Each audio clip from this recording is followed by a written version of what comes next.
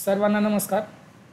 आज आपल्या जिव्हाळ्याच्या एका अत्यंत महत्त्वाचा जो मुद्दा होता तो की जिल्हांतर्गत बदली, विशेषतः नंदुरबार जिल्ह्यातील लोकांची जी जिल्हांतर्गत बदली संदर्भातील ज्या समस्या होत्या या संदर्भात माननीय शिक्षणाधिकारी महोदय श्रीमती वंदना वळवी मॅडम यांनी आज सर्व संघटनांची नंदुरबार जिल्ह्यातील बैठक बोलवली होती आणि या बैठकीसंदर्भात एक छोटंसं अपडेट देण्यासाठी मी आपल्यासमोर आहे।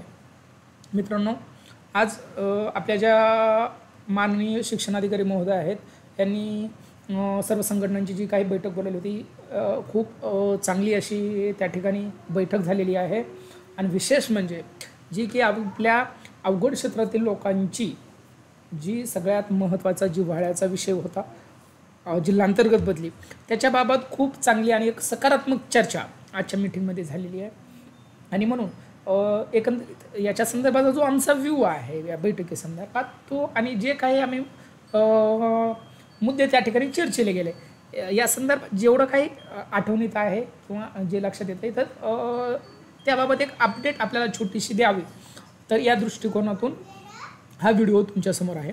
मित्रांनो बघा, सर्वप्रथम माननीय शिक्षण अधिकारी महोदय यांचं खरंच मनापासून आभार, कारण की एक खूप स्तुत्य अशा प्रकारचे त्यांनी एक निर्णय घेतला की जर आपल्याला लोकांच्या जिल्हांतर्गत बदल्या करायच्या असतील तर त्याच्यावर मार्ग काढणं गरजेचं आहे आणि हे मार्ग काढण्यासाठीच त्यांनी जिल्ह्यातील सर्व ज्या काही शिक्षक संघटना आहेत तर त्यांच्या प्रतिनिधीला त्या ठिकाणी आमंत्रित केलेलं होतं।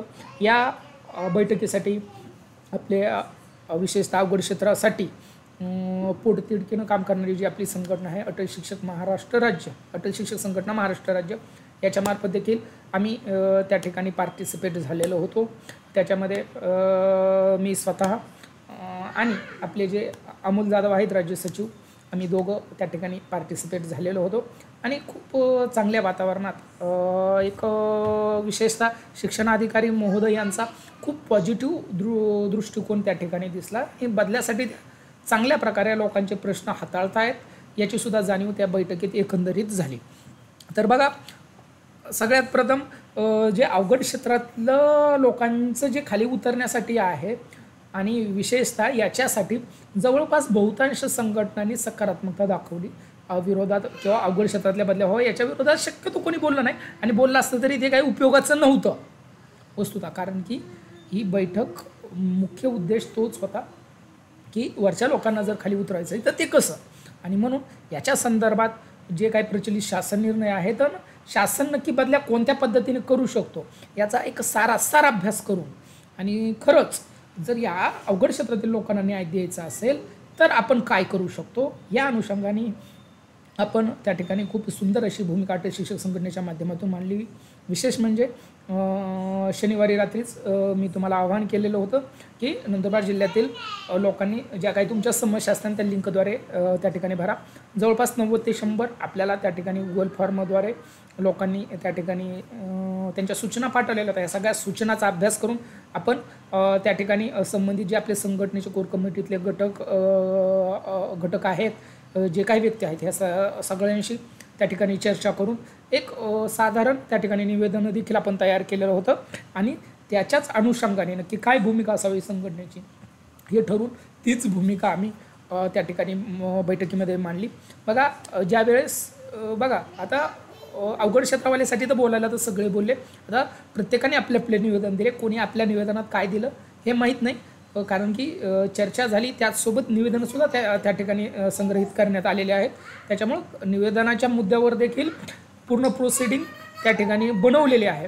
प्रोसिडिंगमध्ये देखील कोणी काय विषय मांडले हे येईलच भविष्यात, परंतु त्याहीपेक्षा निवेदनं देखील तेवढेच महत्त्वाचे आहेत। कोणी कोणत्या निवेदनात आपल्या निवेदनात नक्की काय दिलेलं आहे हेही त्या ठिकाणी महत्त्वाचं आहे। परंतु जर खरंच अवघड क्षेत्रातील लोकांना न्याय द्यायचा असेल तर त्या ठिकाणी आम्ही पूर्ण तयारी करून गेलो होतो। शासन निर्णयाचा अभ्यास करून 7 एप्रिल 2021 जे शासन निर्णय आहे त्याचा देखील अभ्यास करून त्या ठिकाणी आपण त्या ठिकाणी एक अभ्यासपूर्ण भूमिका जी की खरंच प्रशासनाला उपयोगी पडू शकते, जर त्यांना बदल्या करायच्या असतील तर कशा करायच्या, तर हे एक छानसा मार्ग आपण त्या ठिकाणी दाखवण्याचा आपल्या परीने प्रयत्न केला. असेच अनेक संघटनांनी, सन्माननीय सदस्यांनी विविध संघटनेच्या खूप छान प्रकारचे वेगवेगळे मुद्दे मांडले आणि याचा पूर्ण विचार करून त्या ठिकाणी शिक्षणाधिकारी महोदय आणि CEO साहेबांशी चर्चा करून याच्याबाबत सकारात्मक आम्ही निर्णय घेऊ असं देखील शेवटी त्या ठिकाणी शिक्षणाधिकारी महोदयांनी सांगितलं. परंतु मग याच्यामध्ये आपण जी काही भूमिका अटल शिक्षक संघटनेच्या माध्यमातून मांडली तर त्याच संदर्भात मी जास्त बोलणार आहे. कारण की इतर सगळ्या लोकांची मलाही ओळख नाही बाकीच्यांचं सांगायला, पहिली गोष्ट. आणि दुसरी गोष्ट, त्याच्यामधून कोणाच्या विरोधात टीका करणं हाही आपला काही उद्देश नाही आहे की कोणाला कोणाची जास्त स्तुती करणं किंवा कोणाला कमी दाखवणं, हे काम आपण कधी करत नाही. तर त्या दृष्टिकोनातून जे आपले मुद्दे आपल्या मुद्द्यापुरतं मी तुम्हाला अपडेट देणार आहे. तर बघा, त्याच्यामध्ये सगळ्यात प्रथम जर अवघड क्षेत्रातील लोकांना न्याय द्यायचा असेल तर तो कसा दिला जाऊ शकतो हे आपण त्या ठिकाणी संपूर्ण लोकांच्या त्या ठिकाणी निदर्शनास आणून दिले, विशेषतः शिक्षणाधिकारी महोदय यांच्या, की जर तुम्हाला सगळ्यांना अवघड क्षेत्रातील लोकांना न्याय द्यायचा असेल आणि जर तुम्ही त्या ठिकाणी दादाभाईंनी आणि काही लोकांनी देखील आधी विषय मांडलेले होते की आपलं बोलणे होण्याच्या अगोदर की जर बदल्या करायच्या असतील तर अवघड क्षेत्रातील लोकांनाच त्या ठिकाणी प्राधान्य दिलं पाहिजे, इतरांच्या बदल्या टाळल्या पाहिजेत, असे काही जणांचे मत होते. आपण त्या मताला सर्वप्रथम सहमती दर्शवली. जर तुम्ही फक्त अवघडच्या बदल्या करणार असाल तर आमचा पूर्णपणे पाठिंबा आहे, त्याच्याविषयी काहीही कोणतंही दुमत असण्याचं कारण नाही. जर तुम्ही स्पेशल निर्णय अवघडसाठीच घेणार असाल तर ठीक आहे, त्याला देखील आमचं अनुमोदन आहे पूर्णपणे 100%. परंतु जर तुम्ही 7 एप्रिलचा जो 2021चा शासन निर्णय त्याचाही विचार करणार असाल आणि ऑफलाईनमध्ये फक्त विनंती बदलीच करणार असाल तर ते कसं केलं जाऊ शकतं याची ही रूपरेषा एक छानशी म्हटली, कशा या लोकांना न्याय देऊ शकतो.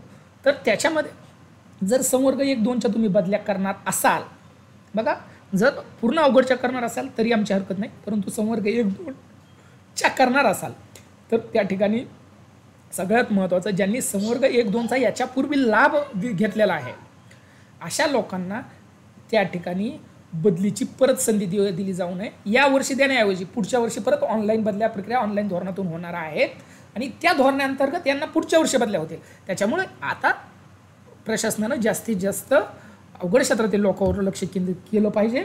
आणि त्याच्यासाठी काय केलं पाहिजे, तर जर देणारच असाल तुम्ही तरीही संवर्ग 1-2ला, कारण की 7 एप्रिलच्या ते संवर्ग आहेत, पूर्णपणे शासन डायरेक्ट त्याला बाजूला ठेवून प्रशासन करेल कितपत हा संशय असल्यामुळं तो एक पर्याय, जर तुम्ही तसं करणार असाल तर ज्यांनी आत्तापर्यंत संवर्ग 1 किंवा संवर्ग 2चा लाभ घेतला नाही, केवळ अशाच लोकांना त्या ठिकाणी संवर्ग 1-2ची संधी त्या ठिकाणी द्यावी.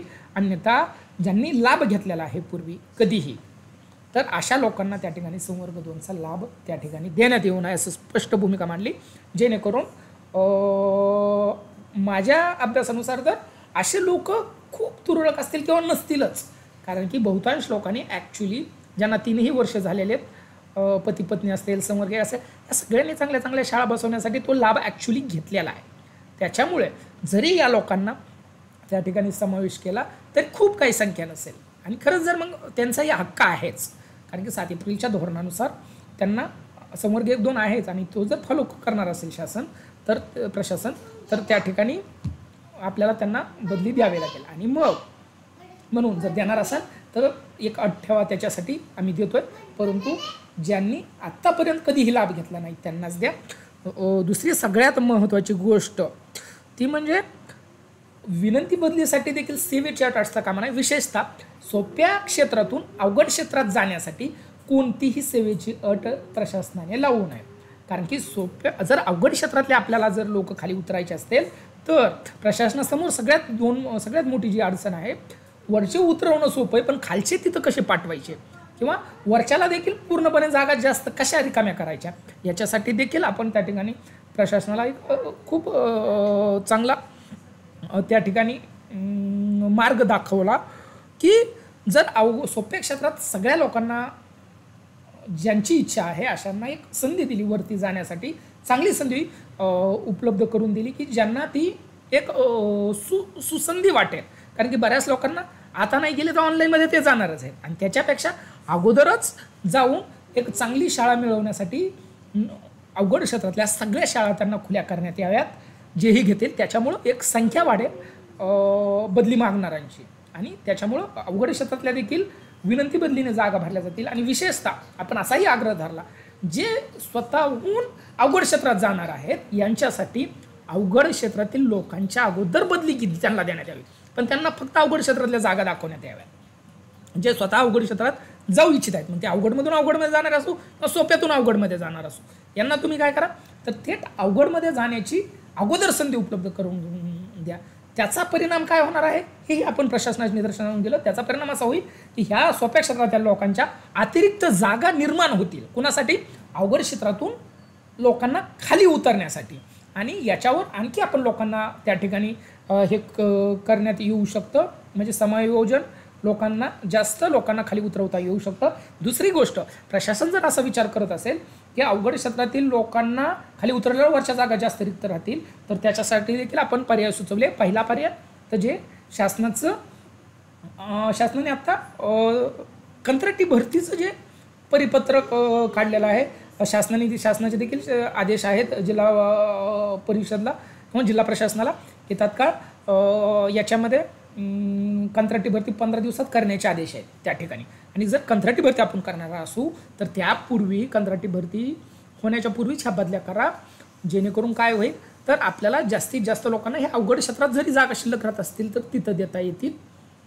पहिली गोष्ट, आपण कोणत्या जागा अवघड क्षेत्रातल्या कशा भरायला लागलो तर सोप्या क्षेत्रातून जास्तीत जास्त लोक कसे अवघड क्षेत्रात जातील हा विचार करा, विनंतीनं दबाव न टाकता, कारण की त्यांना सगळ्या जागा तुम्ही उपलब्ध करून द्या. आणि दुसरी गोष्ट, जर तरी रिक्त राहत असतील तर कंत्राटी लोक जास्त प्रमाणात तुम्हाला अवघड क्षेत्रात देता येतील. तर ह्या दृष्टिकोनातून देखील आपण त्या ठिकाणी भूमिका मांडली.